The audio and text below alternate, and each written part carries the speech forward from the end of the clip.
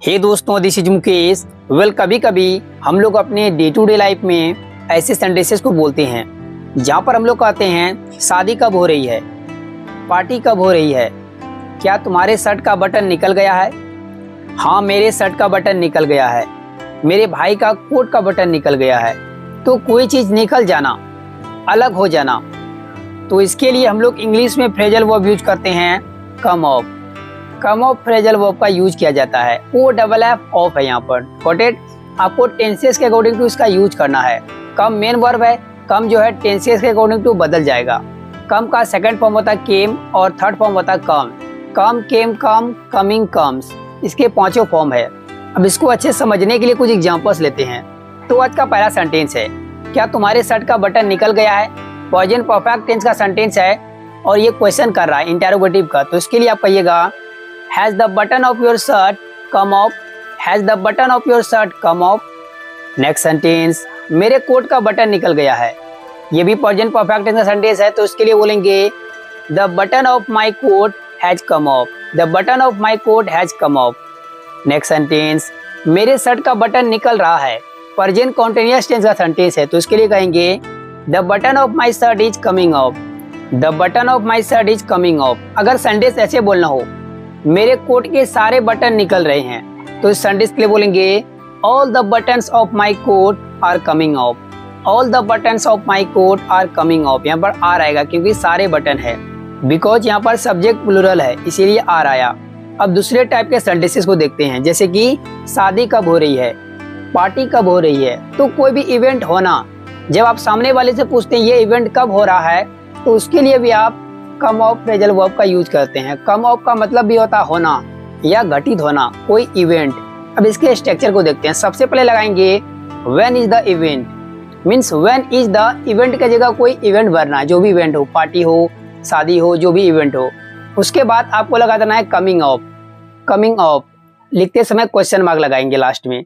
अब इसको भी अच्छे समझते हैं, लेते हैं कुछ एग्जाम्पल्स। तो आज का पहला सेंटेंस है, इसमें शादी कब हो रही है, तो इस सेंटेंस के लिए बोलेंगे When is the wedding coming off? When is the wedding coming off? Next sentence, party कब हो रही है, तो इस सेंटेंस के लिए बोलेंगे When is the party coming off? When is the party coming off? अगर सेंटेंस अगर इस तरीके से पूछना हो, सब्जेक्ट लगाना हो सेंटेंस की, तुम्हारी शादी कब हो रही है, तो इसको ऐसे ही बोल सकते हैं When are you going to marry? When are you going to marry? It means that तुम शादी कब करने वाले हो या तुम शादी कब करने जा रहे हो। मिलता जुलता मीनिंग देता है आपको, जो है मीनिंग के हिसाब से इंग्लिश बोलना होता है। दोस्तों, इससे जुड़े मैं आपको दो सेंटेंसेस देता हूं, उसको ट्रांसलेट कीजिए कमेंट बॉक्स में। If you make any mistake then I will correct it. Thank you for watching my video. Hey दोस्तों, दिस इज मुकेश। कभी कभी हम लोग अपने डे टू डे लाइफ में ऐसे सेंटेंसेस को बोलते हैं जहाँ पर हम लोग कहते हैं आना है तो आओ, पढ़ना है तो पढ़ो, खेलना है तो खेलो, रोना है तो रो।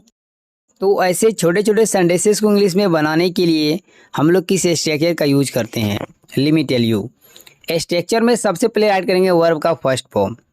अगर उसके बाद कुछ बोलना चाहते हैं तो अदर वर्ड्स राइट कर देंगे, नहीं तो उसके बाद लगाएंगे एक छोटा सा कमा। कमा लगाने के बाद हम लोग लगाएंगे if you want to.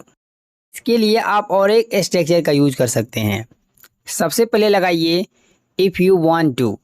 If you want to को राइट करने के बाद वर्ब का फर्स्ट फॉर्म, उसके बाद लगाएंगे एक छोटा सा कमा, और कमा को राइट करने के बाद लगाएंगे यू कैन, क्योंकि ऐसे सेंटेंसेस हम लोग को सामने वाले से पूछते हैं।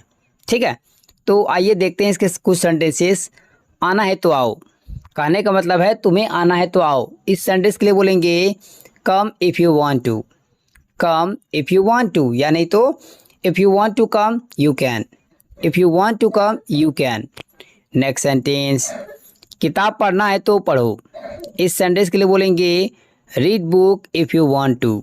Read book if you want to, या नहीं तो if you want to read book you can. Next sentence, खेलना है तो खेलो। इस सेंटेंस के लिए बोलेंगे if you want to play you can. If you want to play you can, या नहीं तो play if you want to. Next sentence, तुम्हें रोना है तो रो। इस सेंटेंस के लिए बोलेंगे if you want to cry you can. If you want to cry you can, या नहीं तो cry if you want to. So दोस्तों, इससे जुड़े मैं आपको एक सेंटेंस दे रहा हूँ, उसको ट्रांसलेट कीजिए कमेंट बॉक्स में। If you make any mistake then I correct it. Guys आपको वीडियो कैसी लगी, अच्छी लगी तो लाइक कर दीजिए, मेरे चैनल को सब्सक्राइब कर ले और बेल आइकॉन को हिट कर ले ताकि मेरा रोज आने वाले वीडियो की नोटिफिकेशन बिल्कुल टाइम पर मिलती रहे। Thanks for watching friends.